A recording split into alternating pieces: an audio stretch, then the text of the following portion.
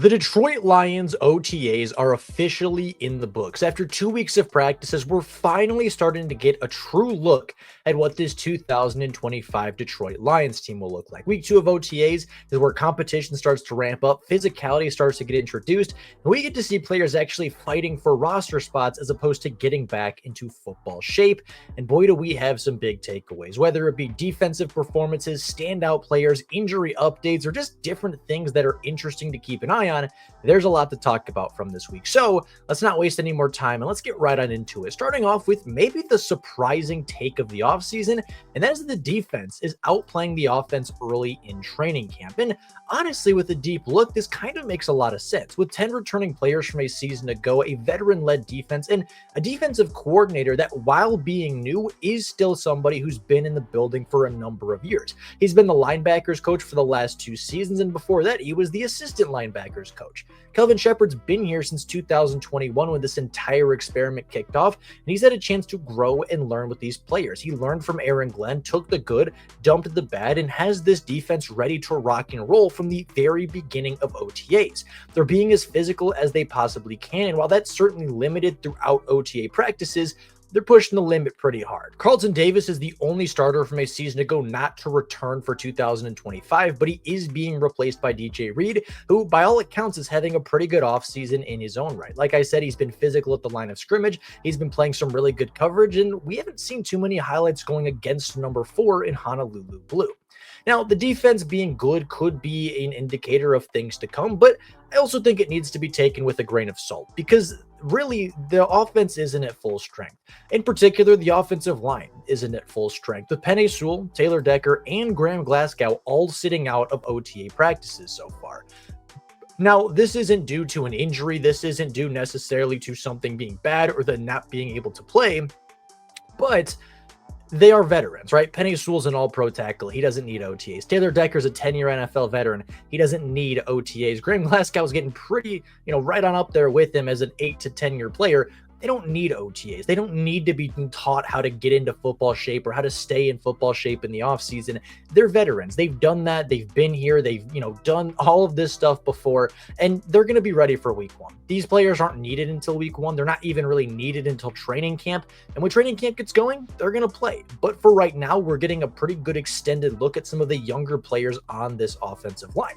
In particular, Avonte Maddox is starting at the left tackle position. I think that's really big for the Detroit Lions. He's a player that was selected in the 3rd round of the NFL draft just 2 drafts ago, and being 6'8", being 330 pounds is fantastic. He's got good size, he's got good athleticism, he has every tool in his bag, but we haven't seen him play a whole lot since the preseason. I don't think he took a single snap in the regular season a year ago. And there was a lot of concern that maybe he wasn't going to live up to the draft capital. Maybe he wasn't going to be a player that lived up to the Brad Holmes mantra of taking the best athlete and molding them into the best players. And I think that's obviously still a little too early to say. I thought Avonte Maddox had quite an encouraging preseason last year, and even though he didn't play a lot, I think this was always going to be a long-term solution. The fact that he is starting directly behind Taylor Decker at left tackle is encouraging to see. There's not a whole lot of competition there to beat him out, but the fact that he has a firm grasp on that position is an encouraging sign in and of itself. Christian Mahogany starting at left guard. I think this will be the spot he does officially start in the NFL. He is a player that played both left and right guard a season ago for Detroit, looked phenomenal at both. I think he is a starter on the offensive line, but it is important to know that Christian Mahogany missed all of OTA's minicamp and training camp a season ago. In fact, he wasn't released from the PUP list until week 10 of the NFL season. So he's never gone through this process, and I think that's why he is playing. I think that's why he is being a part of this offensive line. He is still a very young kid. He's played 2 games in the NFL, and while both games were absolutely phenomenal, that is still a small sample size. He didn't play through OTAs a season ago, couldn't practice through minicamp or training camp, and I think that is an important part of the NFL experience. It's an important part of growing up into the NFL, and I think it's a good move to make Christian Mahogany practice, make sure he earns that spot that he is very likely to have been given, and I think it's a good move for them to keep that. Tate Ratledge is playing at center as of right now, took every single snap on Tuesday, Wednesday, and Thursday. He has been the starting center. From all accounts, he's been pretty good. For a player that has never played it before, a player that has never taken a snap from under center, he's never snapped the ball in his collegiate career, at least not in an active game. He's looking pretty good. He has, some chemistry concerns with Jared Goff, obviously, as you do when you put in a backup center, but for the most part, he looks pretty good. He's a little awkward getting out of his stance because the stance is quite different from what it's like at guard, but give him a couple months because, again, it's June 6th, right? It is still very early in his career. Give him a couple months to figure it out, and I do think he'll be a really solid option. Do I think he will start at center? I'm not totally sure. Either it will be him or it will be Graham Glasgow. Graham Glasgow has a lot more experience playing center. Graham Glasgow has played it in the NFL and has played it with Jared Goff, but having Tate Ratledge ready to take that role if it is needed is certainly a very good thing for him and just kind of a good situation for him to be more versatile across the league. A bit of a shocker, Coyote Awashia is playing as the right guard. I think some people could expect potentially a player like Miles Frazier to play that role, or potentially have Miles Frazier at left guard and Christian Mahogany at right. But as of right now, the veteran seems to have had it. And a lot of people overlook Coyote, a player that started in the NFC Championship just 2 seasons ago for Detroit, a player that always seems to play well when he is called upon. And even though he's not a starter, even though he's not an all-pro caliber player, he is a very versatile and a very valuable piece of this depth on the offensive line. And I don't think he's going anywhere. There's a lot of people that write him off as an easy camp roster cut. He's not going away without a fight. And if he does go away from the 53-man roster, you can almost be certain he'll make the practice squad in 2025. The Lions really like him. The fans really like him when he plays. He is probably one of the better backup guards that you could find, and certainly one of the better backup options the Lions have. And he's a good player to fit in that role.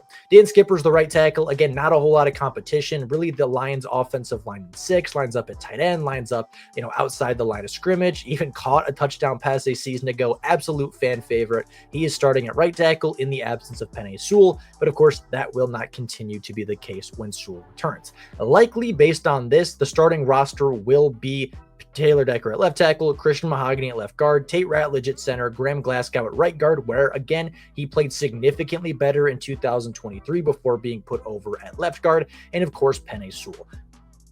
It really depends on Tate Ratledge and how good he is, but if he is good, that is a top 10 offensive line, and the Lions will be just fine.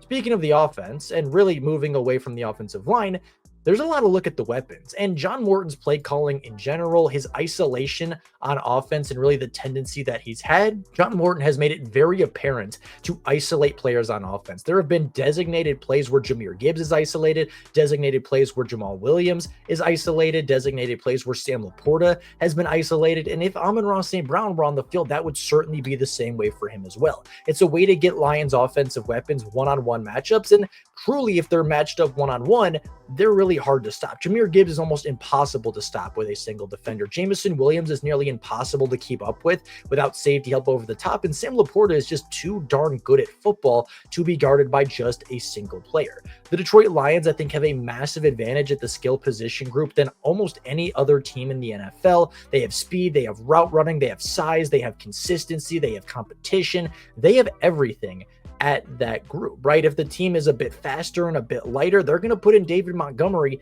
and Sam Laporta and just hammer the football down the field. If they go with big sets and they go with big, heavy linebackers, big, heavy defensive backs, Jamison Williams, Jahmyr Gibbs, and Amon-Ra St. Brown are going to run right past them. They have a phenomenal skill group in Detroit, and even though the offensive line may not be as good, I do think that the skill positions will more than make up for the deficit on offense, and I think the offense will still easily be one of the best groups in football next season. They may not be the highest scoring team in the 17-game era, but they will certainly be a top 10 offense when it's all said and done. We did get an update on Malcolm Rodriguez today. Malcolm Rodriguez, of course, tearing his ACL in November, is expected to return this November. About a 12-month recovery period from Dan Campbell, who did say he was being a bit conservative. We could see Malcolm Rodriguez as early as potentially September, if not October, but it is going to be a couple months without the Detroit Lions' 4th starting linebacker, and that's really how they see him. Playing 10 games and 6 starts a season ago, he had 43 tackles, 2 sacks, 2 TFLs, and a fumble recovery. He has been really one of the most underrated players on this defense defense ever since he entered the league. He was a 6th-round pick, put up massive numbers as a rookie, took a bit of a backseat his sophomore year to Jack Campbell and Alex Anzalone, got a bigger role back in 2024 before tearing his ACL. He is a good player. The Detroit Lions view him as a starting caliber linebacker, and they give him a fair amount of snaps to prove that ability. He will not be ready for the start of the season, but he could be a very strong midseason boost, come back right around the same time as Aleem McNeil. And who knows, going into Thanksgiving or maybe going into December, the Detroit Lions could get back a starting caliber linebacker and a starting caliber defensive tackle in Aleem McNeil. Ennis Rakestraw is starting to stand out at minicamp. He is a player that is getting the opportunity due to Terrion Arnold sitting out of OTAs. With Ennis Rakestraw starting, he's been an absolute standout. He's been physical. He's been scrappy. There was a clip of him going toe-to-toe with Jameson Williams, and while he did get beat off the line of scrimmage and did get beat on the play, he kept up really well. For a player coming off of a pulled hamstring, a player that wasn't known for running a very fast 40, and a player that even got beat off the line and wasn't able to press JMO, he kept up really well. He was right in position to make a play, was inches away from a PBU, and from all accounts, Dan Campbell has said that Ennis Rakestraw in particular is a player in the secondary that really stands out and has been a player that has taken a big step into year 2, a player that could have potentially started a year ago if he was healthy, and a player that they're going to have to draw plays for and put him on the defense no matter what, because he's simply earning a spot and earning a role with this secondary. Avonte Maddox is another player in the secondary that's been playing very well this offseason. Dan Campbell today at the podium talked about how important, how big of a get that Avonte Maddox was. He's been playing with the second team secondary, a player that has played nickel cornerback and safety, seems to be the third safety and the second nickel back on the roster. He's going to be an important part of this defense. He's going to be the Ifeatu Melifonwu. He's going to be a player who can contribute in the nickel, be a player that can contribute in the slot, be a player that can contribute at safety, a player that you could put as, even a weak side linebacker if you really wanted to. Not quite as much as Ifeatu, but if you wanted to blitz him, you could certainly do that. He's a versatile piece in the secondary, and after losing a versatile piece in Ifeatu Melifonwu this offseason, the Lions got another really good one for just as cheap, and he's been a really good player in OTAs. He's been making some plays, being in the right spot, and from all accounts, he's just a player that reads the game very well. Even if he's not the biggest or the fastest or the strongest, he always just seems to be in the right spot to make a play, and that's a knack that some players just have. It doesn't always make sense. It's a knack that Kirby Joseph certainly has to just be in the right place at the right time, and I could see a lot of 3 safety sets, especially with Kelvin Shepard being the disciple of Aaron Glenn. 3 safety sets are built into this defense for a reason, because they work. And I would not be shocked if Avonte Maddox was a part of that process going into 2025.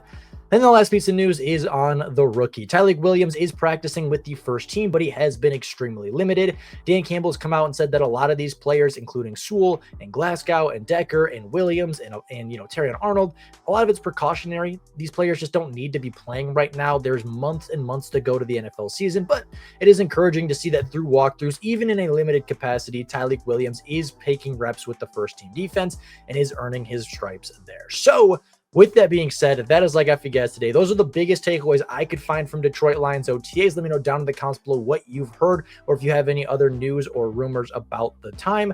I'd love to hear your guys' opinions in the comments down below. Let me know any of your takeaways from any of the things we talked about in this video. With all that being said, that's all I got for you guys right now. Thank you all so much for watching, and until next time, and as always, go Lions!